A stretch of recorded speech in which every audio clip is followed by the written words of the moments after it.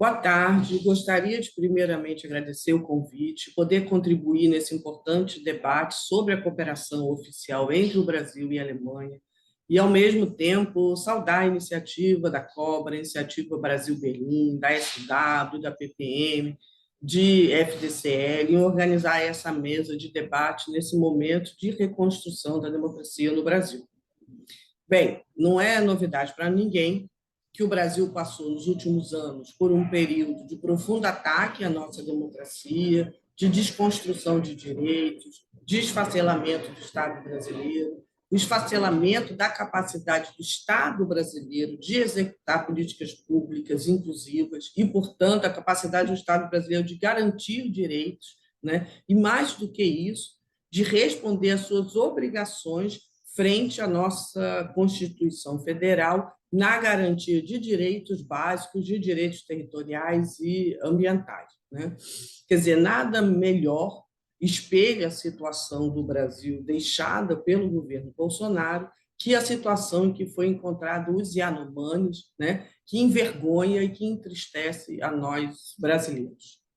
Bom, o Brasil, então, após a eleição do Lula, vive um intenso movimento de retomada e reconstrução da democracia, dos direitos, das políticas públicas, e, mais do que isso, uma retomada de políticas públicas, e mais que uma retomada de políticas públicas, a gente vive um processo de reconstrução do próprio Estado brasileiro, né? O Estado garantidor de direitos. Então, é um processo muito grande, muito demorado, né? Porque é necessário recompor o orçamento, é necessário recompor as equipes dos ministérios, órgãos fundiários e ambientais, é necessário revogar decretos presidenciais e fazer novos decretos, mudanças, alterações e instruções normativas, recompor conselhos, espaços de participação e controle social, né?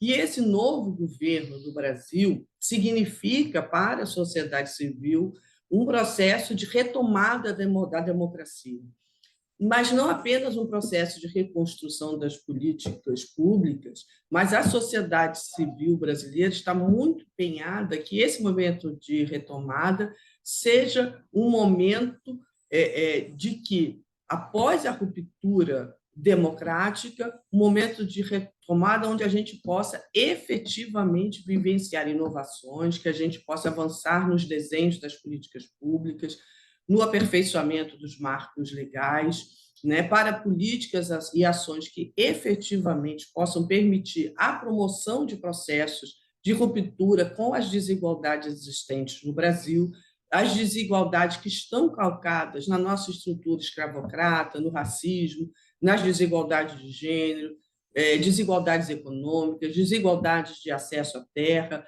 e o combate a injustiças ambientais. Ou seja, nós temos uma perspectiva de uma retomada social, econômica e ambiental que esteja comprometida com a superação da fome e das desigualdades, com a proteção da vida, dos direitos e da nossa sociobiodiversidade.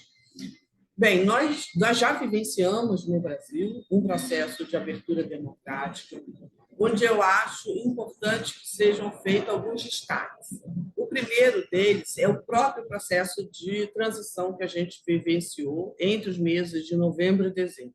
Nós nunca tivemos no Brasil um processo de transição entre governos tão democrático, tão participativo como o que nós vivenciamos agora, apesar de todo o boicote que o governo Bolsonaro fez ao processo.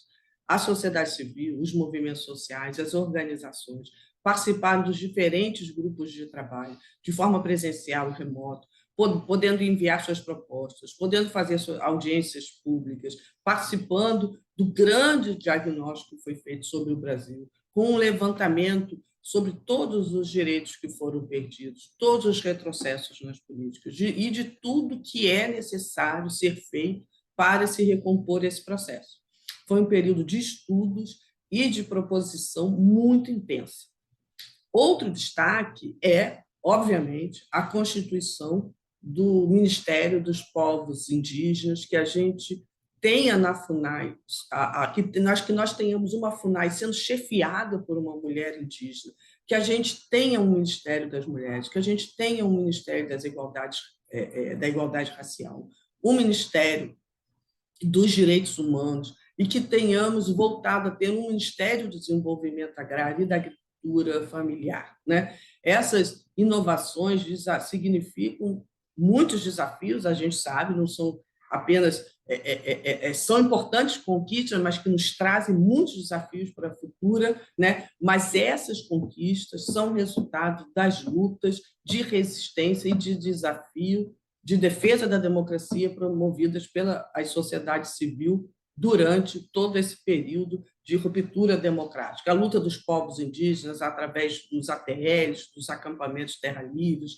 das marchas das margaridas, as ações de resistência produtiva e de solidariedade do movimento do campo e dos movimentos dos trabalhadores sem teto, enfim, conjuntos de movimentos sociais, né?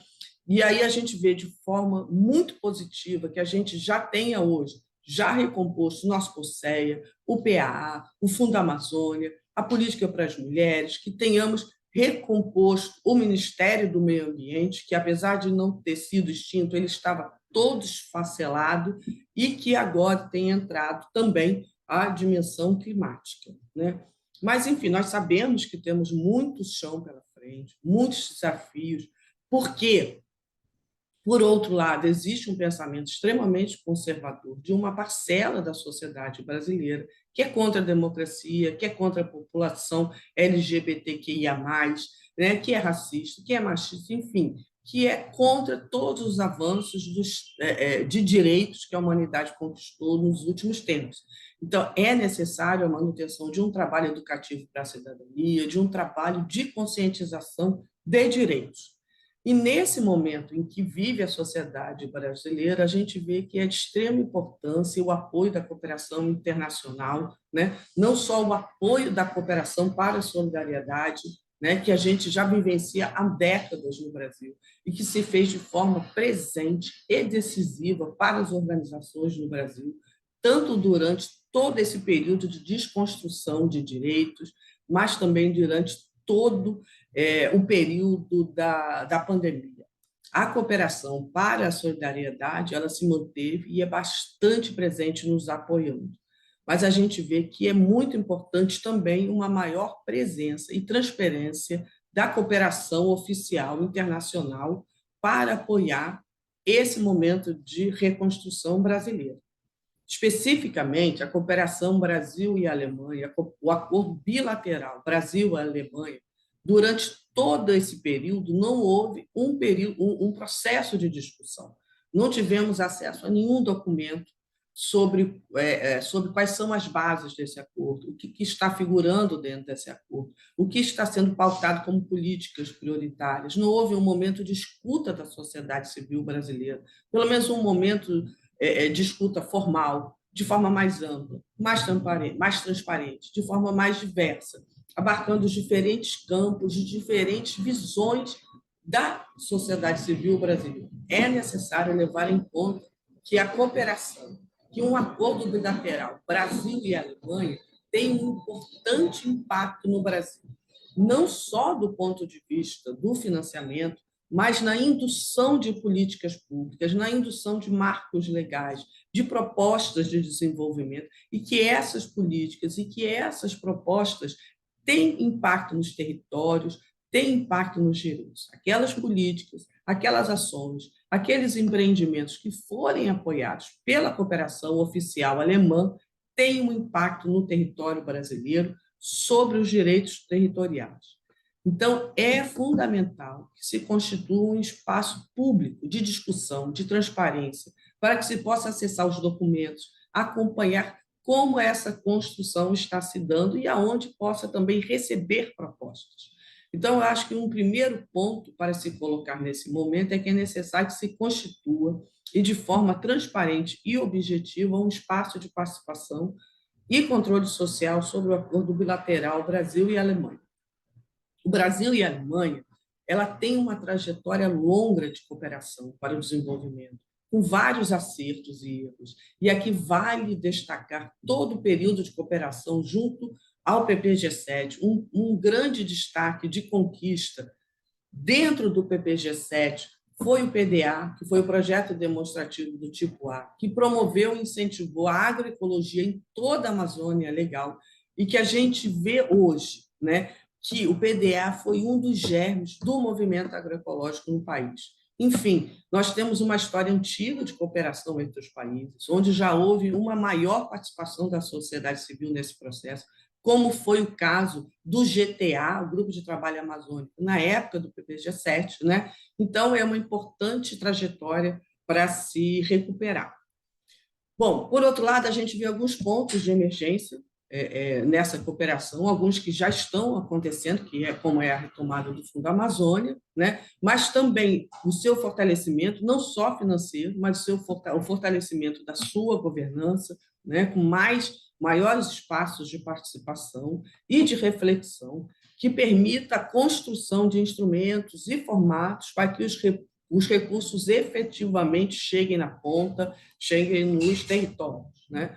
Um outro ponto que nós temos debatido é a necessidade que a cooperação alemã não fique limitada ao bioma Amazônia, né? E nem só a Amazônia Legal. É importante que também se alcance os demais biomas brasileiros, como o Cerrado, o Semiárido, os Pampas, a Mata Atlântica, que são biomas e ecossistemas ainda mais sensíveis, né? Com uma diversidade de populações tradicional dentro dessas áreas, muito deles com grande importância para o abastecimento das águas em diferentes regiões e também nas grandes cidades brasileiras. Então, é fundamental o apoio para a Amazônia, para o combate ao desmatamento e às mudanças climáticas, mas com um olhar também para os demais biomas brasileiros.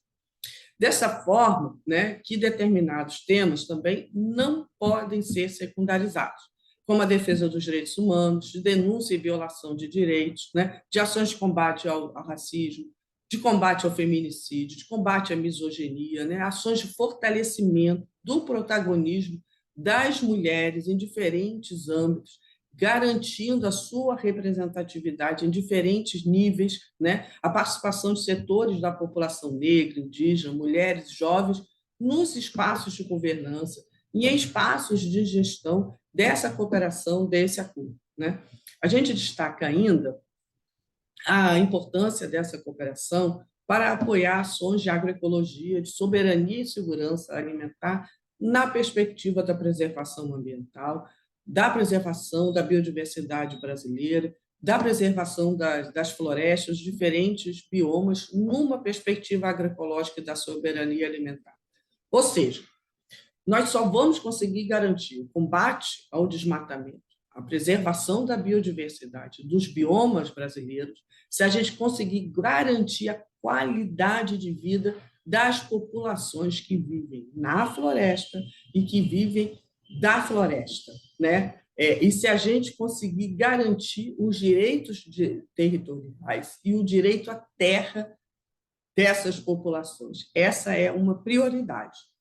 O último ponto ainda, porque minha fala já se estendeu muito, é que é importante apoiar ações de transição energética, privilegiando aquelas iniciativas descentralizadas, diversificadas, com baixo impacto socioambiental e que, ao mesmo tempo, promova iniciativas de geração de renda, emprego, de soberania alimentar, numa perspectiva de transição justa.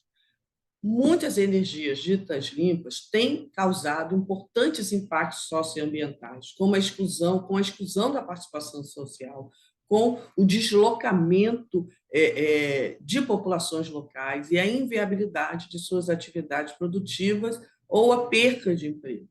Então, é necessário que se faça uma reflexão mais aprofundada sobre essas iniciativas. Bom, nesse sentido, já caminhando aqui, né, para o fim, é importante que a cooperação alemã recomponha, tanto de um lado, o seu apoio ao Ministério do Meio Ambiente, aos novos ministérios, né, mas também que se pense, dentro desse acordo bilateral, em instrumentos de maior autonomia da sociedade civil, por exemplo, através de editais, como foi as experiências do PPG-7 através do PDA. Concluindo, efetivamente, esse documento que, ora, está sendo apresentado aqui, ele foi apresentado também ao governo brasileiro, no momento da discussão da transição. Ele foi dialogado com a equipe de transição do Ministério de Relações Exteriores, que apresentou uma boa aceitação desse documento. Nós estamos prevendo novas rodadas de diálogo também com o governo brasileiro para dialogar sobre o documento e acreditamos que estamos aqui num bom caminho para a construção de um bom e um inovador acordo bilateral entre o Brasil e a Alemanha, com novas bases, novas perspectivas, né? Acreditamos que essa mesa que está ocorrendo agora na Alemanha, né, e as conversas que nós estamos também tendo aqui no Brasil são iniciativas que a gente precisa avançar, precisa dar novos espaços, né, para ter uma continuidade e concretizar isso. Agradeço o convite, gostaria de estar aí com vocês, mas não foi possível, mas acredito que nós teremos outras oportunidades de dialogar, enfim, um bom encontro e um bom debate para vocês.